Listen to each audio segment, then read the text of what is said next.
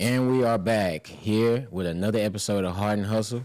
It's your host and your boy, and we're here for part 2 of last week's episode. We added my boy Cort. Gotta get the thumbnail. You know what I mean? My boy Cort, this is the legendary duo right here. All right? I want to say again, before we start, yes. Oh, shit. Quad. I can't add. That's what we learned this episode. Anyway, yeah, this legendary, but I appreciate y'all because shit. From that, we didn't have some legendary episodes that y'all will never see. Man. But even from them, that momentum, it's kind of what has a nigga fired up. Like, the best shit is behind the scenes, though. Yeah, bro. Yeah, you already know. But we gonna finish the rest of our episode and kind of like feed in our talk from last week straight into this. Hey, let's get that thumbnail real quick. My man Cort in here. Oh yeah. Get the thumbnail. Bingo. All right, we need to check that out. Let's go to commercial break. Man. All right, quick technical difficulty, sorry. And in response to, let me check this text message. Okay, bet. In response to a viewer giving us some criticism, well, not criticism, some feedback. I want to say appreciate y'all for that. And in response to like the small things that y'all have like recommended, is very much appreciated again. But we're gonna start off with the Am I Wrong? X said something earlier that I need a little bit more context with. So what's all this about you getting into an argument with a homeless man, bro? God damn. Man, what? What's all this about? What's all this about the explain yourself, bro? Man, look, man. You know, like everywhere you go, like in Houston, I don't know. It's probably everywhere. Every time you go to the store, it's always somebody hanging out in front of the store, bro. And sometimes, like, I'm past the point. I'm past the point of being like nice. Like, I be wanting to give a nigga $1 sometimes, but it's like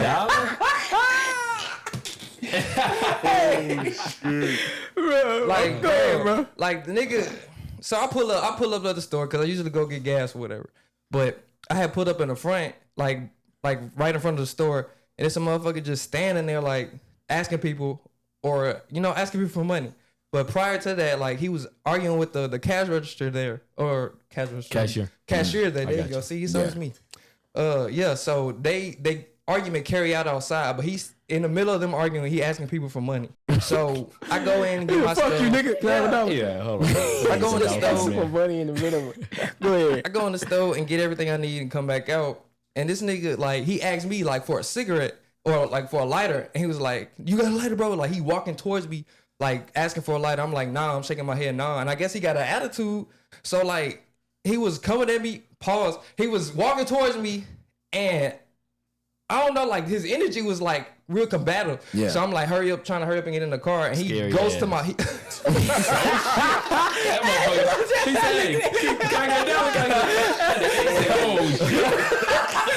dropped the keys and everything. No. I look, he was running to the car. So the nigga walks up to the window though. You were running to the car, but you parked in front of.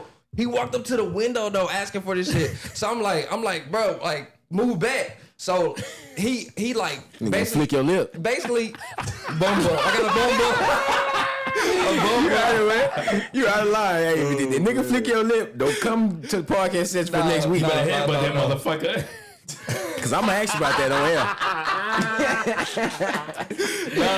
air. So he coming up to the window and like trying to like press me about a fucking lighter, and I'm like, nigga, if you don't back up, and like he really just adamant about this damn lighter. So we didn't really exchange words, but it was more so like it was like tension. Almost. Yeah. Shit.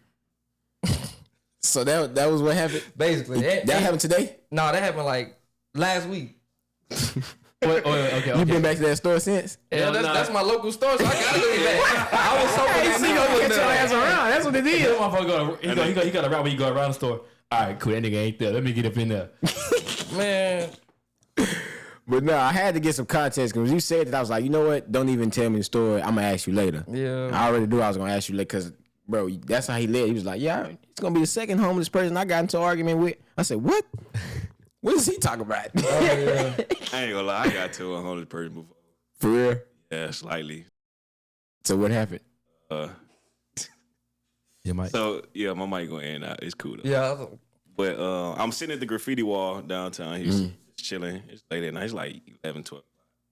And nigga walk up. He was like, hey, man, I like your car. Mm-hmm. You can go ahead. He was like, yeah, I used to do this on the cars and service them and all this type of stuff. I'm like, all right, cool. Like, hey, you got some water? Like, shit, I got some in my trunk, bro. So I get out, he see my shoes. Oh, man, nice shoes. I'm like, appreciate you. He like, man, what size to me? I'm like, shit, man, my size. My size. Nigga asked your shoe size. He said, what size? I said, hey, man, I wear 14, so y'all wear that size too. I said, okay. Cool story. Yeah.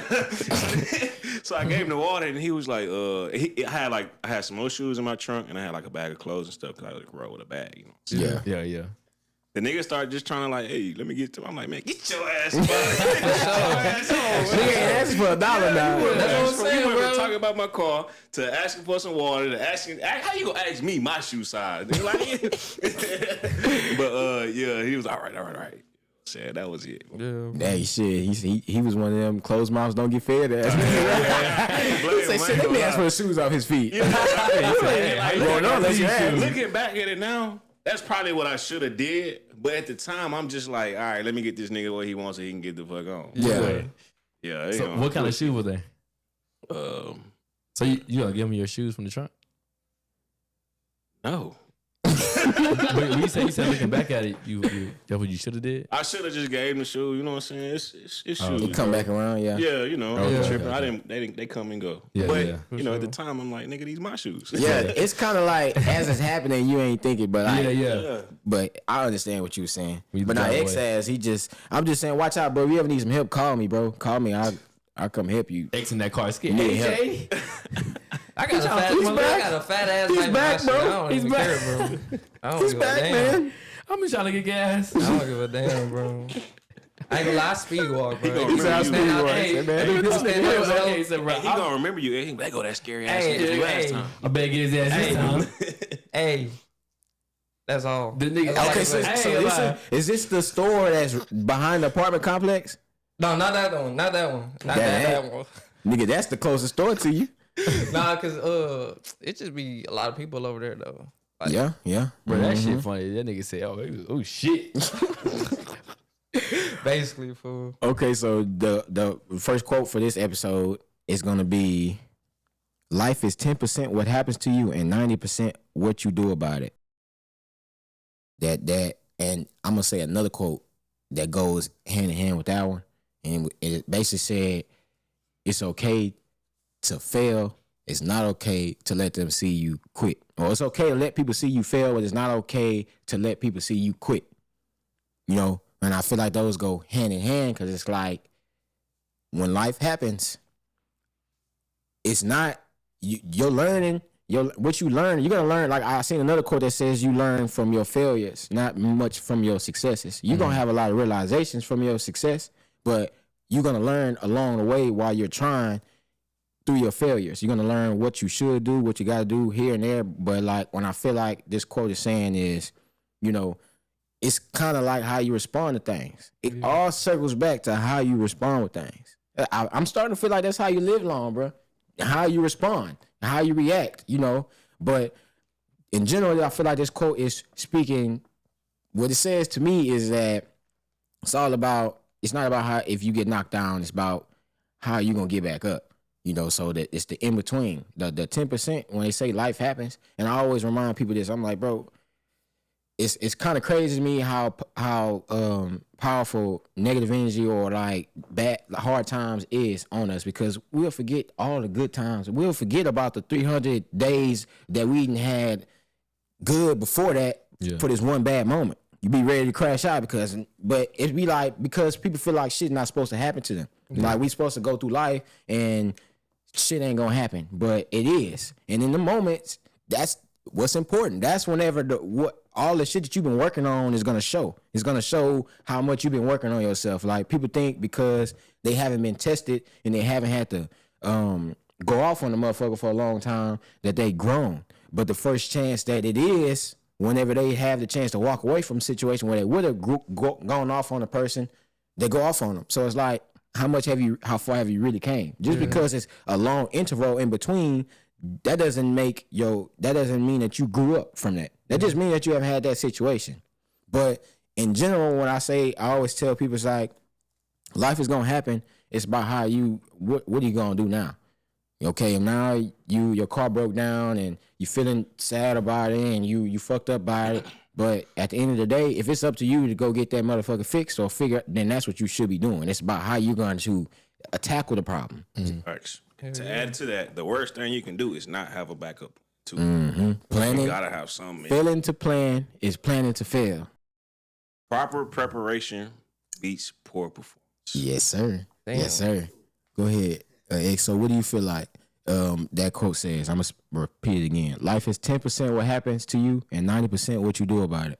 I mean, like you said, it's just how you respond to it. Like I always said previously, like a lot of times when negative stuff happens to you and you let you feed into it, it's just going to be that cycle that you go through. But once you look at it from a positive lens, even if everything don't even seem like it'll line up together, you still have to look at it from a positive lens and learn from it so you can move on and progress and grow from it.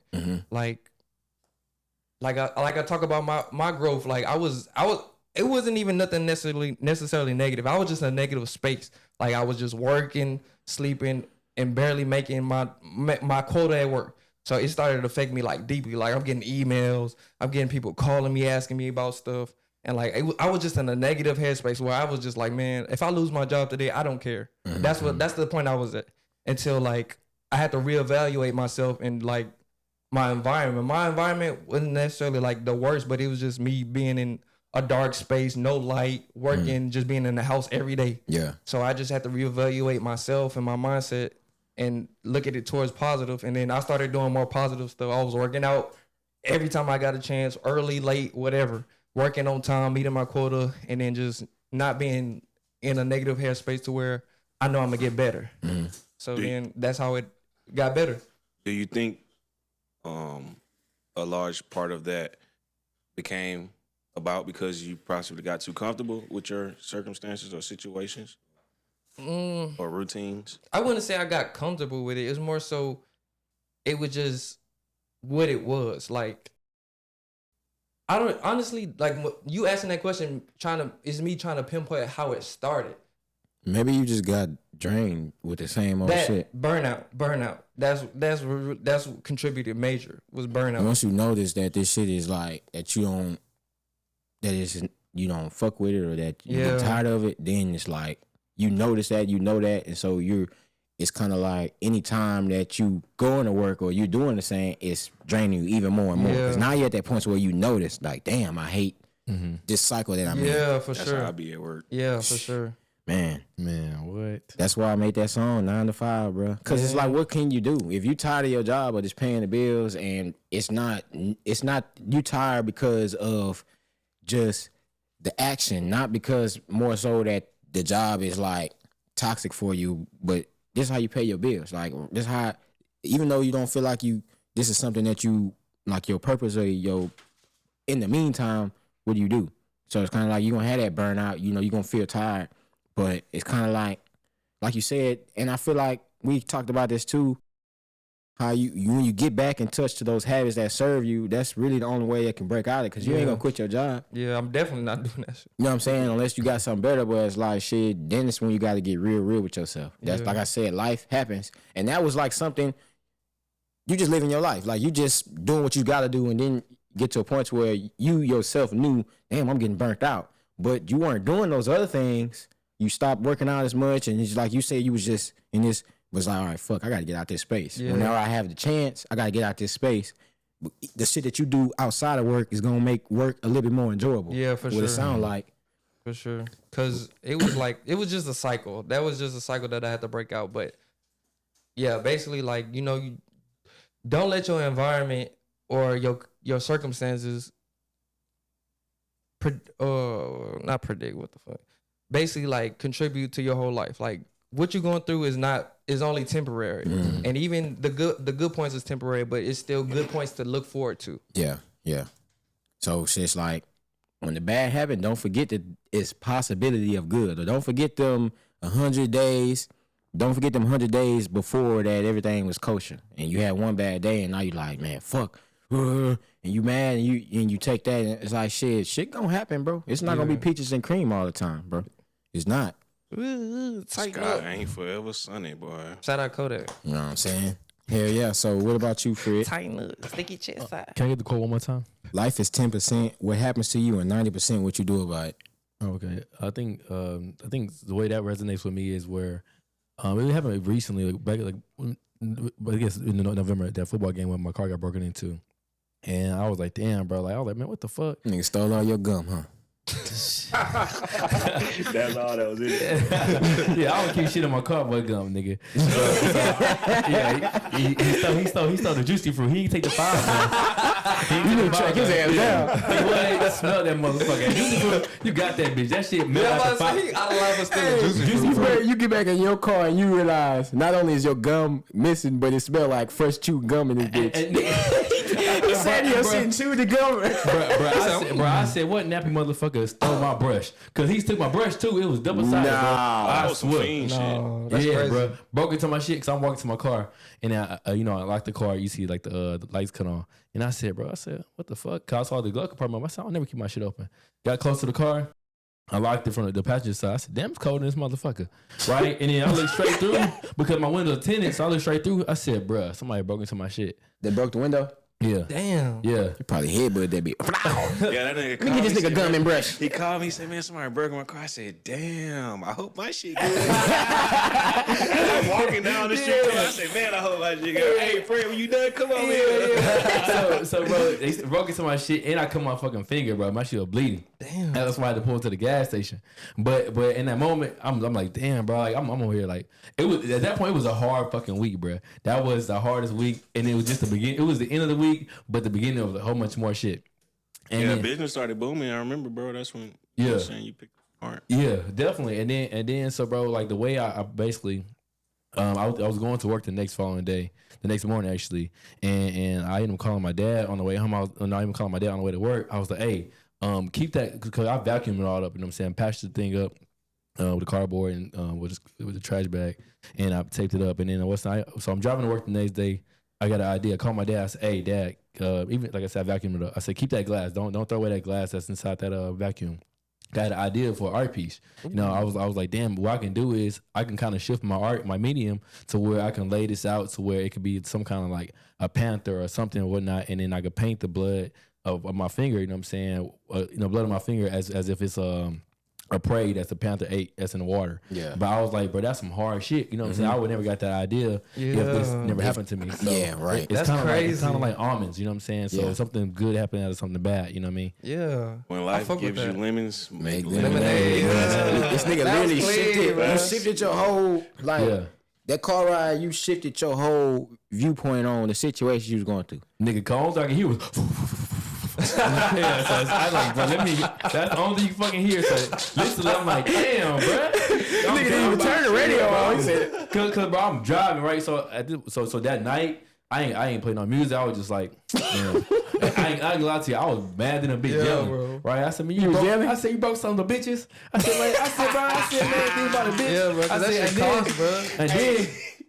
Yeah, bro, I was hot, nigga. Hey, I seen Fred, because I was right behind him. I seen Fred put into the corner store. So I called him, nigga ain't answer. So I'm like, all right. So I kept going. Then like 10 minutes later, nigga called me back, and he was so calm, bro. I was hot. He was like, yeah, bro, I had to pull into the corner store do something. Yeah, I'm like, all right, bro, you good? Yeah. All right, bro. He get home, nigga. Cause honestly, bro, I had to stop my bleeding because obviously, like I don't know how shit go. When you mad, I guess my shit was gushing, nigga. Right, bro. I was hot, and then pulled over. Obviously, like I said, patched up, and I was calm and collect, nigga. I think I went inside and got me some chips, and started driving. Chips and some Snickers. Yeah, it's Snickers. You're not gonna get a Snicker bar. I ain't allowed to. Hey, I fuck with that though. Turning it in the glass into a part. I mean, an art. Yeah, that's hard as fuck. You gotta do that ASAP. Yeah. Do you still have the glass? Yeah, I got the glass in the bag. Like, that's I literally told I said, hey, literally called my dad on the way to work. I said, hey, keep that glass. Don't throw away that. Cause we typically dump away the vacuum. Mm-hmm. And I was like, keep that glass, put it in the bag for me. I got an idea for it. And it literally just that next moment that the following morning, bro, on the way to work, I go to work at. I'm supposed to be there at 9. Get there. I'm leaving at 8 something. So I'm up early. My dad's up early also. I said, I got an idea right away. And so if I get the idea, if it hits me like that, I gotta jot it down. So I'll be real life driving. And then writing what's the name, right, basically dying down my notes and what I visualize. He texting driving. Don't quote me on that. Okay, I ain't gonna lie to you, I do. This nigga Fred ain't no role model. I ain't gonna lie to you, I do. Don't do what Fred do. If I keep it a buck, bro, when it comes to my ideas, I got to get it in. No, I ain't gonna lie. I'm talking shit, but boy, I mean, I got a truck though, so I got a lot of space and it's cool here. It's not as dangerous as this nigga texting. No, I know my keys, bro. Right here. He here. So I got that swipe thing. I got that swipe text. Just to make sure I spelled this shit right. but basically, sure. Back to the quote, you know what I'm saying? So literally turn something bad into something good. And I can't wait to make the piece, you know what I'm saying? And then that piece is something where I've never done an art piece like that. And it's a different medium because it's glass. It's actually physical glass that's tinted. That's why it makes me want to do the Panther. Yeah. And I want to do like a Posse Reason, you know what I'm saying? Some shit Cort did. So I was like, bet. He can give me game on how to do that shit, let it dry up. And that's like a collaboration in the future. Yeah. I fuck with that. Okay. I'm looking forward to that. I want to see that. For sure. I tapped into my epoxy bag this summer, so I definitely. See, that's what's up, bro. And what's that again? I forgot what that is. Like concrete. Okay. Like clear. Well, it's more. You can do multiple colors. Oh. The resin part is where it come in. It looks more shiny. Oh no, yeah, but like it's just more decorative, so to speak. Okay. Like you can put like designs, and by design, like overlay colors. Is that like the stuff that people be making in like them little Yeah, they paint on top of it, and then they put something in it. Yeah. Yeah. So like you could put like sparkles or like something, flakes or something. I know what it is, but it's not coming to mind. It's crazy. I'll show you. We'll get back to that. Yeah. So Cort, when the quote, what do you think? What's your thoughts on that? I know you recommend the quote, but still got to get your thoughts on it. Man, honestly, bro, I feel like with that quote, anytime like I'm having a rough moment, day, or whatever, I try to keep that on the forefront.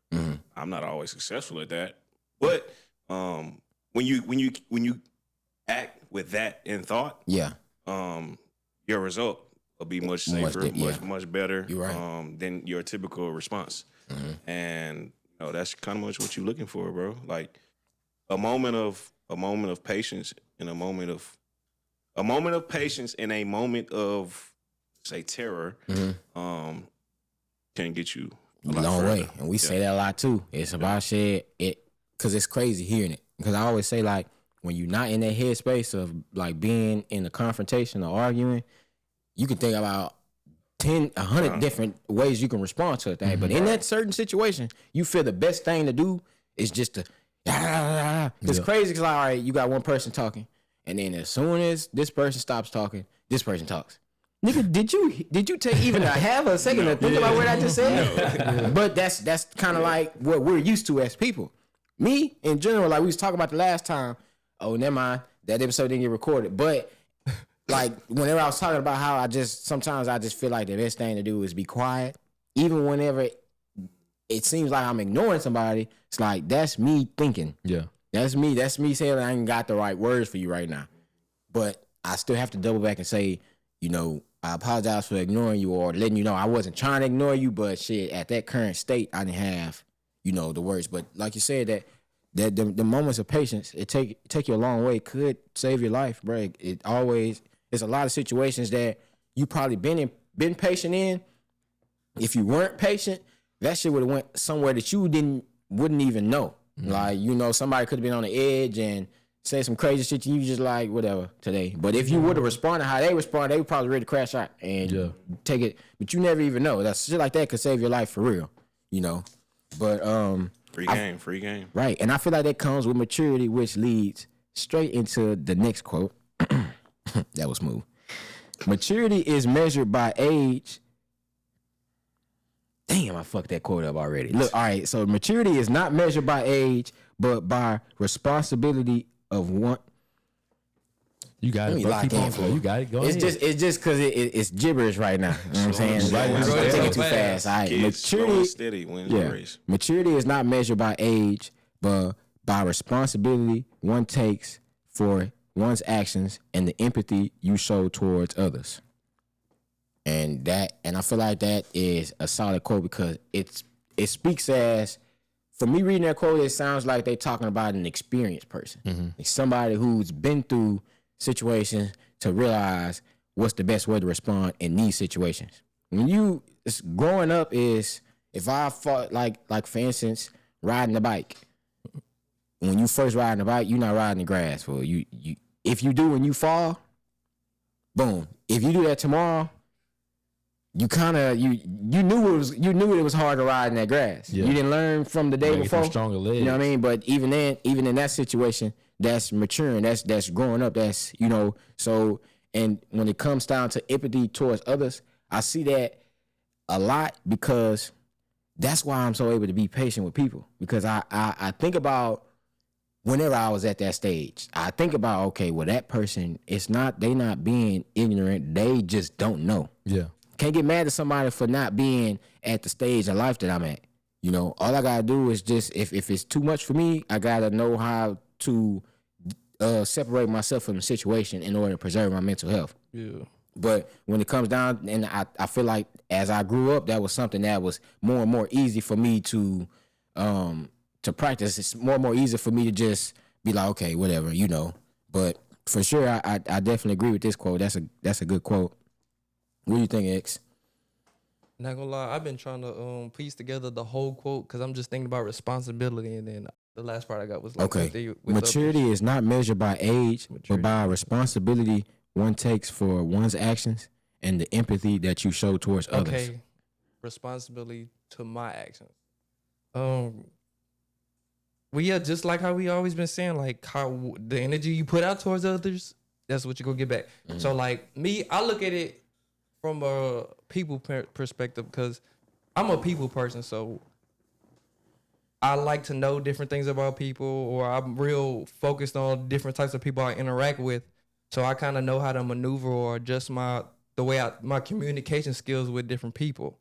So when I have a situation with somebody and I caused it, I'm more so already empathetic towards them because I already know how I affected them, if that makes sense.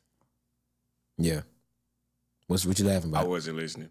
I need you to be empathetic. Wait, no, I did that for a reason. The reason why I did that. No, just to say y'all niggas breath stink. Because technically, I got the freshest breath in the room right now. I got the freshest breath in the room right now, Fred. If you keep opening your mouth, you won't. No. Oh, yeah. I got breath spray. I got breath spray. I got breath spray. So technically, my breath is the freshest on this episode. Just saying. I wasn't even listening. But I heard what you said. I heard what you said, X. I almost called you Eli. Sorry about that, bro. The disrespect. Sorry about that. Sorry for you even thinking that was disrespect. I appreciate that. And you a real nigga. Anyway, we gonna get the quote now. You next on the quote. Want me to repeat it, bro? Yes. Okay. I feel like I say it better every time I say it. Yeah. So I have to put pieces together like a damn person. Repetition is the father of learning. Man, another one. Hey, we got a teacher. Clip that one. It is getting clipped. Maturity is not measured by age, but by responsibility one takes for one's actions and the empathy that one shows towards others. What's so funny, bro? Because empathy, that sounds like the Y and the T is next to each other, and there's a whole H in between there. But it's cool though. Empathy. It's cool. We're in the country down here. Oh, man. Welcome to the South. Welcome to the South, got them man. Diamonds in our minds. Gangsta Cowboys. Hey, no. Side note, like the first time I went to Alaska, bro, like I was talking to this girl, and she said that she thought that we ride horses down here. I hear that all the time. Like, of course we have horses, but they was thinking Houston was like country like we ride horses everywhere. I'm like, nigga, you can't. What? Like, come on, man. Right? I said, yeah, you need to go to Houston so you can see that. That would be like El Paso, right? And like Magnolia. They ride horses everywhere. That's how you go from El Paso to Magnolia? No. I'm thinking another city. My fault. Go ahead. Whose man's? Go ahead. Back to the quote though. Man, you say responsibility. same thing, but I'm interpreting accountability, Mm-hmm. right? Yeah. And a lot of people, us, myself included, sometimes Shit, what? have problems with it. I'm saying I'm on the same team with you. Okay. Fuck A lot of us have a problem with accountability, bro. Yeah. And once you become more accountable or just learn to accept the fact of whatever you say one's actions, right? Mm-hmm. Once you just accept the fact of some of your actions, whether they right or wrong, once you accept it, you get a little further. You know what I'm saying? Yeah. Right.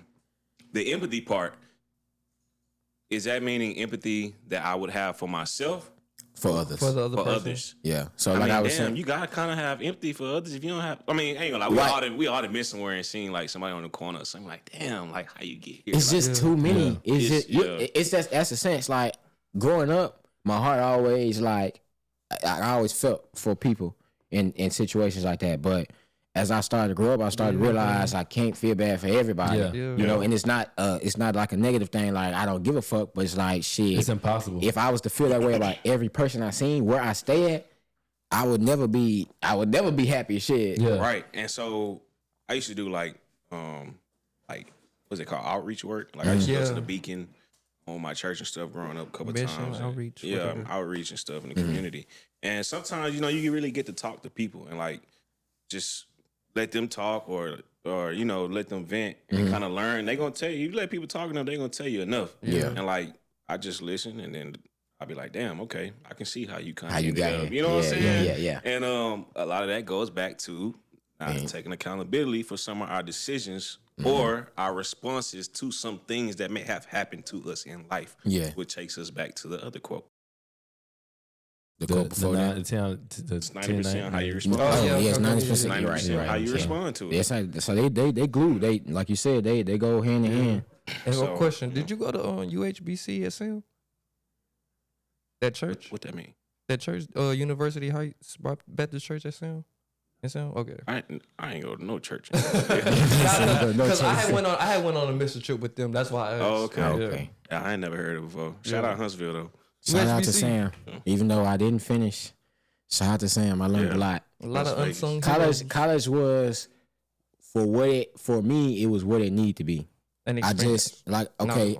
Off the side note, off the topic, because I feel like we approaching time. College for me was I needed to the things that I learned around the time when I was in college is what set me up to be here. Like I found myself very quick. You know, I feel like straight out of high school to college, that wasn't the route for me. That wasn't like I needed a little bit more time to think about where I was because the world got real, and that's what made me want to change my major. And once I changed my major, and I had to get real with myself and understand what I wanted to do, I realized that I was gonna need to do a little bit more work on the side before I was ready to financially invest in some further education.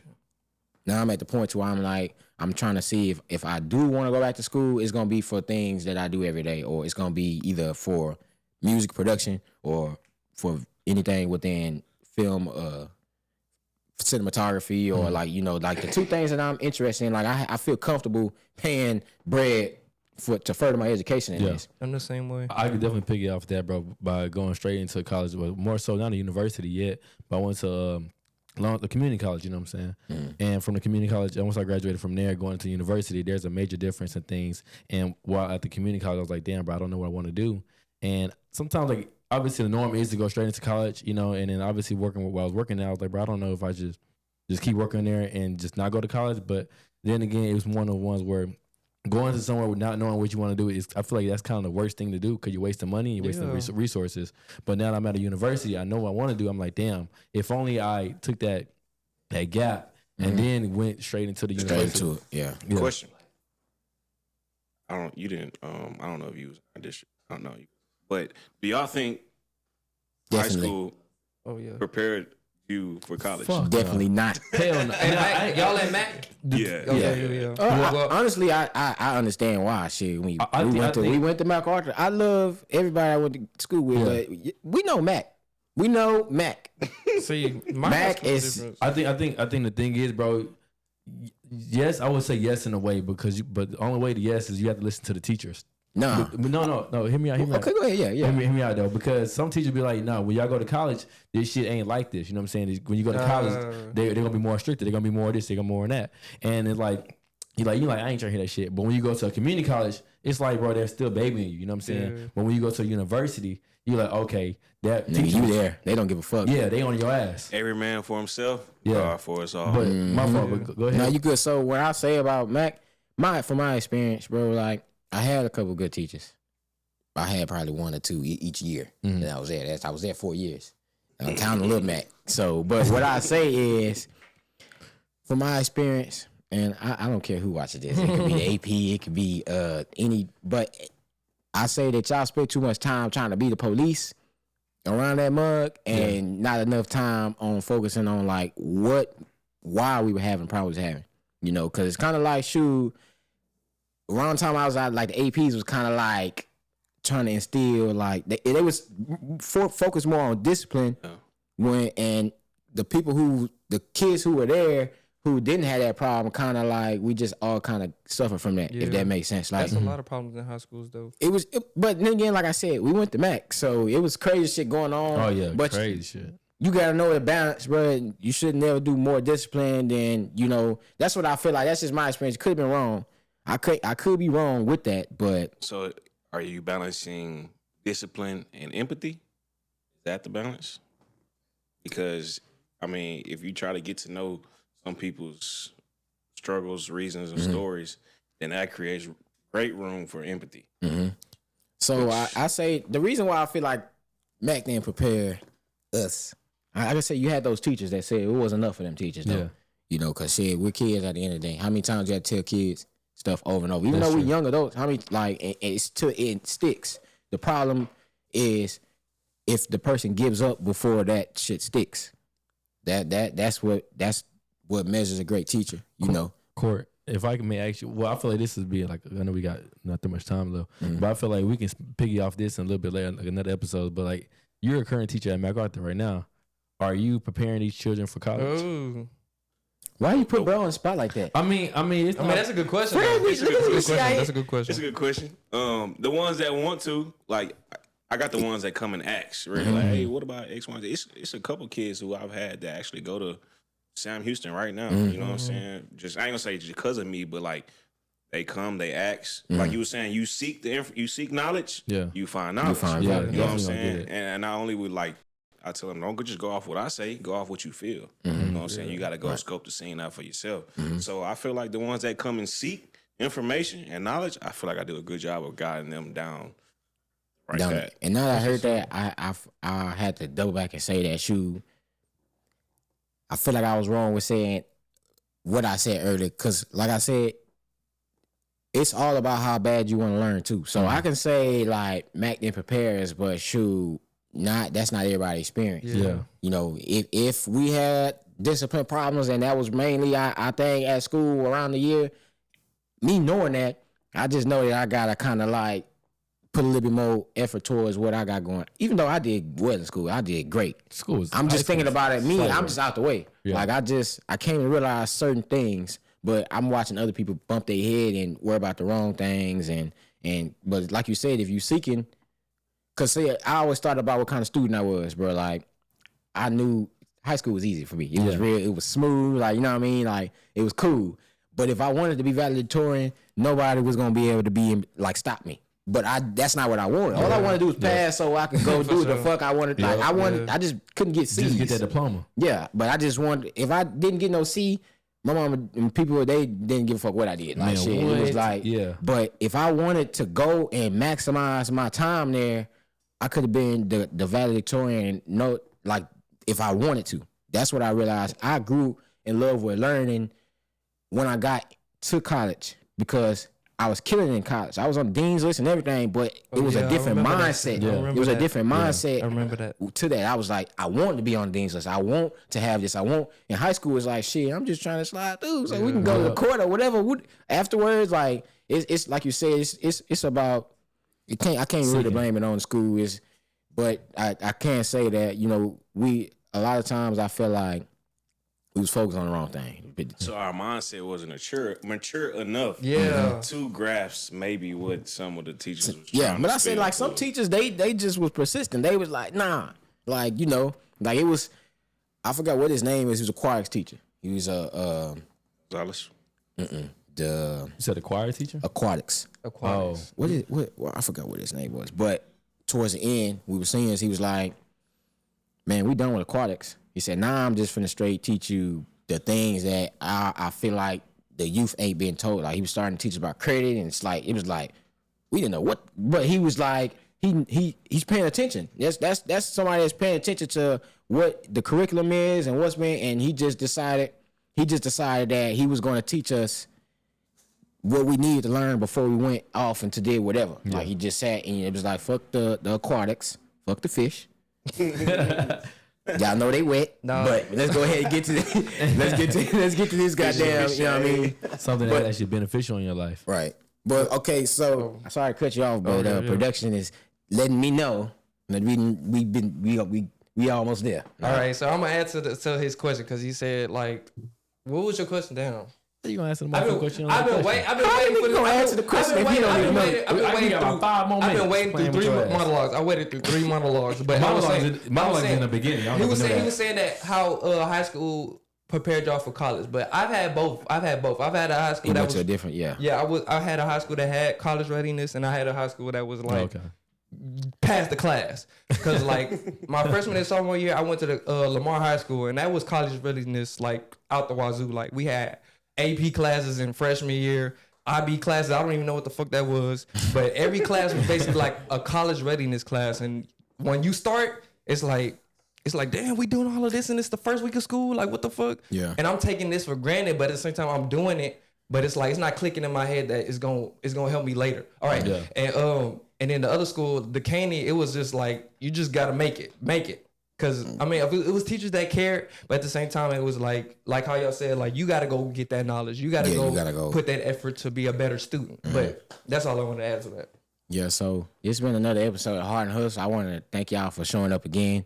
We got plenty more great talks to talk about. Sometimes it be hard to get us off cam because we can go all day. For sure. We can go all day. A lot of times after we finish recording, we still sitting here talking about shit. Debriefing. But we don't got enough space today because we really been working.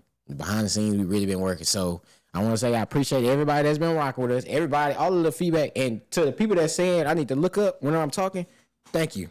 Now, y'all will see some effort. I can't tell you that the next episode I ain't going to be looking down a couple times. But damn it, I'm going to try shit. I'm going to try for y'all. I appreciate y'all for just everybody just trying to keep us sharp. That's the kind of community I want to build. I want to build a community to where everybody is investing in everybody and it's just good energy. So, you know what I'm saying? I love everybody. All the people that supporting us, everybody that supports me and what we got going on. And like I said, I appreciate everybody. I want to go around and if y'all want to do y'all shout outs or any little last thing that y'all want to say, now is the time. All right. So, I got some real quick shout out to the families affected. The terror attack in New Orleans. Oh yeah, for sure. Oh yeah. My condolences. Definitely. Crazy situation. I guess shout out to my parents. Shout out to my friends. Grind Times, Peanut Head Studios. Mm-hmm. Basically anybody that's been rocking with me the longest or whatnot. You know what I'm saying? Shout out to the game. Let me cut him off. Shout out to the game. Shout out to NSGMF. He's included. This motherfucker here. Shout out to John Doe, Dune, Tony. Everybody, everybody that helps production. Shout out to production. Shout out to production. Shout out to production. And then we gonna get to X because I feel like we scratching time. I say, what's up? What's good with you? How you feeling? Mm-hmm. How you doing? What they say? I like that. Yes, like sir. That's my shit, bro. It's gonna stick. That's my part, bro. Before we get off here, I ain't got to let that motherfucker from over here. Go ahead, X. Before we leave, go ahead. Get about 2 pumps in. Please. Do I have to say please, nigga? That's his first time. We can fade to black. All right, it's been Hard Hustle. It's your host. All right.